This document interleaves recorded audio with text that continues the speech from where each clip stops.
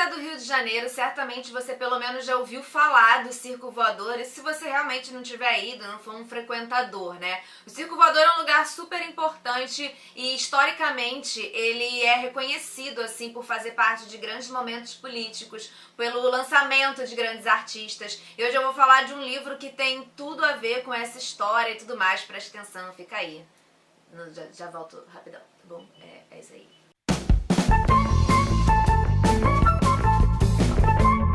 O livro é esse aqui, Circo Voador, A Nave, da Maria Jussá. É um tijolão, são assim mais de 700 páginas contando a história da casa. A Maria Jussá, ela é a diretora do Circo Voador, foi por muito tempo, né? Já é há muito tempo diretora do Circo Voador. E aqui a gente acompanha nesse livro vários momentos da carreira da Maria Jussá, antes de qualquer possibilidade de existir o Circo Voador. Quando ela trabalhava na Rádio Fluminense, ela trabalhou na Rádio Cidade, ela sempre teve um bom relacionamento, sempre foi muito ligada ao rock.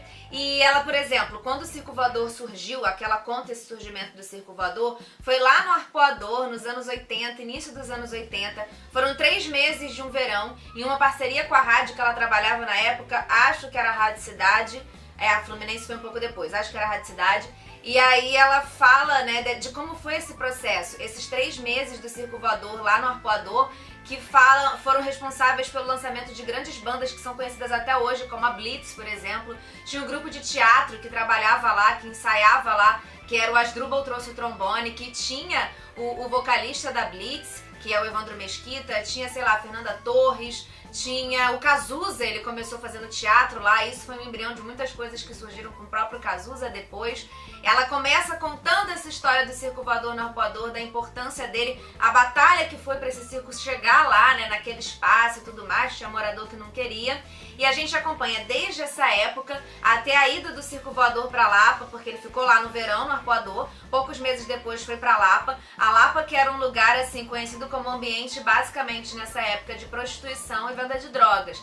E colocou-se ali num lugar que era meio que tava largado, botou uma lona lá, fez o Circo Voador, começou com essa ideia. E o Circo Voador ele sempre teve, e eu percebo que até hoje tem, essa ideia de ser um lugar agregador, que leva desde o grande artista, super reconhecido, até a galera que tá começando, né?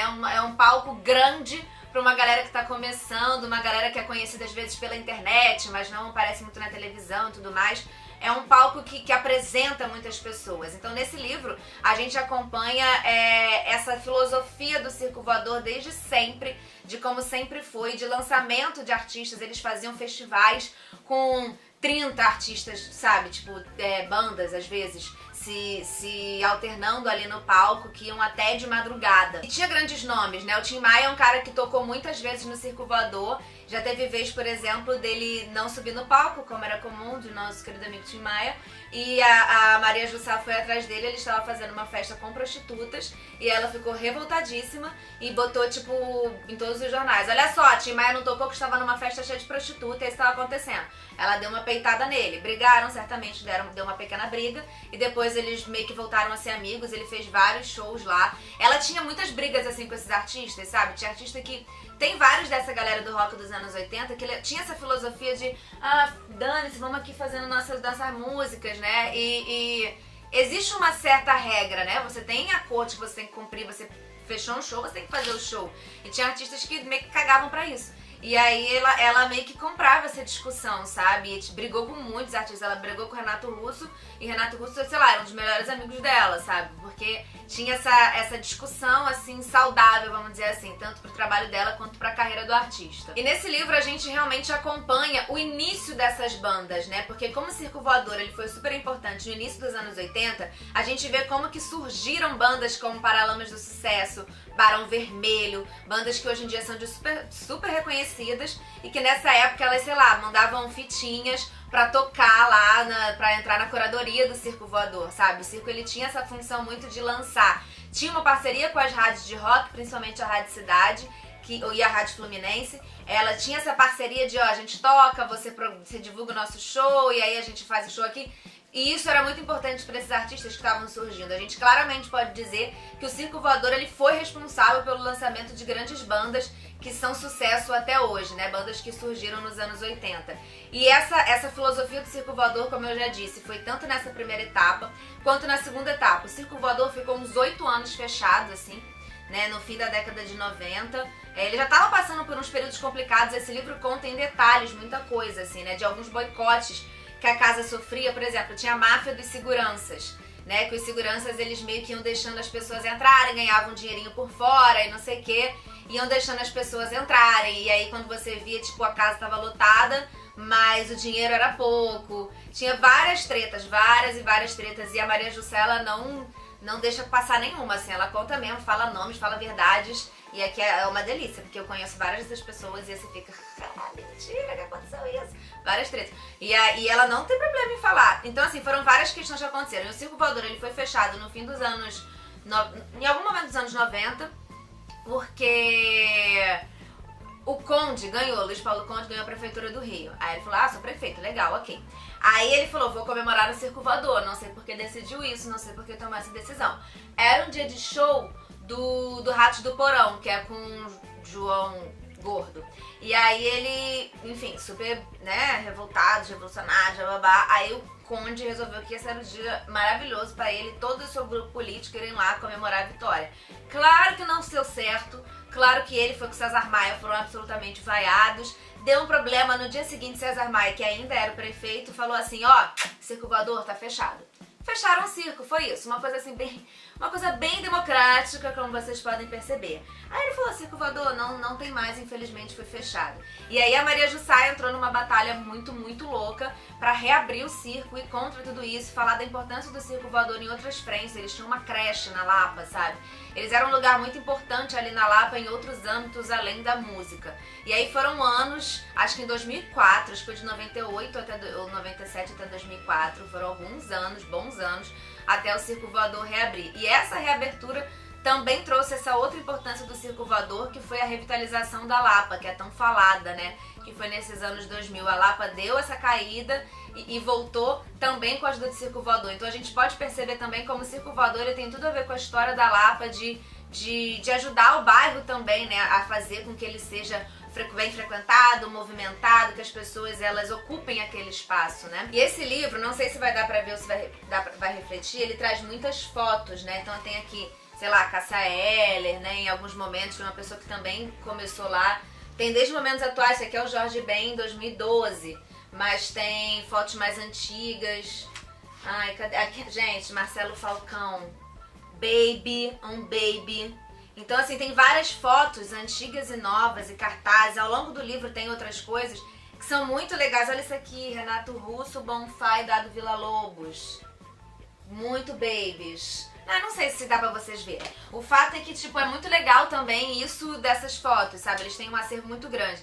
Aliás, eu acho que foi lançado também, junto, na época, esse livro é de 2014 e 15. Na época foi lançado também um documentário, um filme com várias dessas imagens, né? Porque eles filmavam muita coisa desde sempre. Então é bem bacana também. Eu não assisti ainda, mas se for como livro, é um documento muito interessante. Esse livro é um livro independente, né? Você vê aqui, vem escrito edição do autor e tudo mais. E isso traz vantagens e desvantagens. Eu acho que a grande desvantagem tá em algumas questões de revisão, assim. Ele tem alguns problemas, tipo várias parênteses que abrem e nunca fecham, aspas que abrem e nunca fecham, vírgulas em uns lugares estranhos e tudo mais.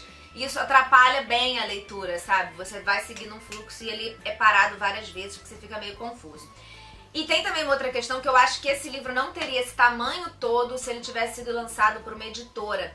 Porque tem muita coisa que se repete muito, e talvez uma editora tivesse cortado isso.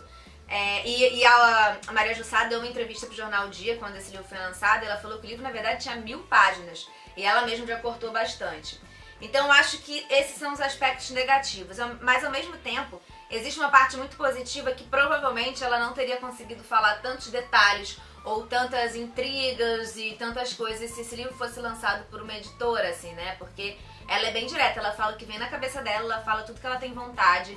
Talvez, possivelmente, uma editora pudesse ter dado uma restringida nisso. Então acho que isso é um ponto positivo desse livro ser uma edição do autor, né, bancada aí por esse próprio pessoal, sem um respaldo de uma editora conhecida. E eu acho muito legal, assim, pra finalizar esse livro, por causa disso, né, da importância do circo voador ao longo de todo esse tempo, de como a Maria Jussá lutou como se fosse pela vida dela pra trazer o circo voador de volta, e de como que ele, de certa forma, mantém essa filosofia de falar dos grandes... falar dos novos nomes misturados aos grandes, sabe? Independente de... Existe uma filosofia para além do ganhar dinheiro que é muito interessante, né? De ser um lugar que possa ser frequentado por todo mundo, embora hoje em dia talvez não seja exatamente assim, porque tem a coisa do dinheiro pesa, mas lá é fácil, você leva 1 quilo de alimento não perecível, você paga meia entrada e tudo mais. Essa filosofia ainda existe, embora saibamos que o dinheiro é muito importante. E aí uma coisa muito, muito legal, assim, pra finalizar, que aconteceu com esse livro, foi que eu tava no ônibus lendo, e parei, assim, pra olhar a paisagem, e um senhor sentou do meu lado, viu a lombada, aí falou assim, esse circo voador é aquele circo voador antigo? Falei, é. Nossa, eu fui lá no Arpoador, isso é coisa de velha, menina, você gosta disso? Falei, poxa, o circo continua aí existindo e tudo mais. Aí você vê como que a gente é, né? Eu tava, ai meu Deus, eu quero ler, o senhor vai ficar aqui falando no meu ouvido. Dei uma atenção, menina, melhor coisa que eu fiz.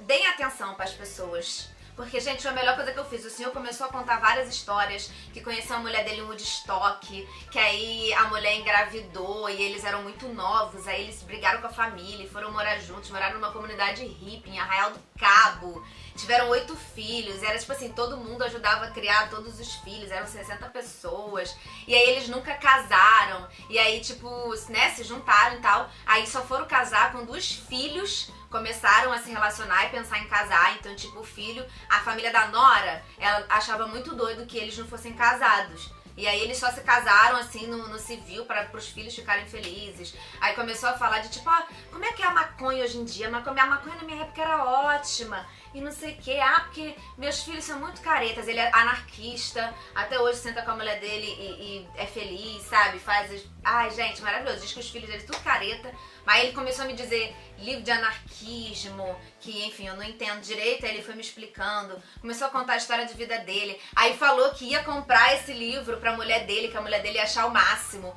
que não ia acreditar que uma pessoa da idade dos netos dele gostava desse assunto, começou a lembrar de shows que ele foi, pegou o livro da minha mão, literalmente, pegou o livro e falou, meu Deus, olha essa foto, olha isso aqui, ficou fascinado. Então, tipo, é um documento muito legal também de lembrança, sabe? Esse senhor, não lembro o nome dele agora, acho que era Jorge. Mas enfim, não tem nenhum contato, não sei se ele comprou o livro, mas naquele momento ele ficou muito feliz, sabe? A gente conversou bastante, foi super legal. Obrigada, Maria Jussá, por esse momento e esse encontro que você me proporcionou mesmo sem saber. É isso, vou deixar aqui embaixo na descrição o link para vocês comprarem. E se vocês comprarem através desse link, esse livro ou outros livros, através dos links que eu disponibilizo, você vai estar ajudando o blog. Você não paga nada mais por isso, mas uma parte dessa venda vem pra gente, então ajuda a gente a se manter. Porque enfim, falar de livro, falar de literatura, a gente não costuma ganhar muito dinheiro, não é mesmo? Então isso é uma forma da gente dar uma motivada. Tá bom? Beijos e até o próximo vídeo.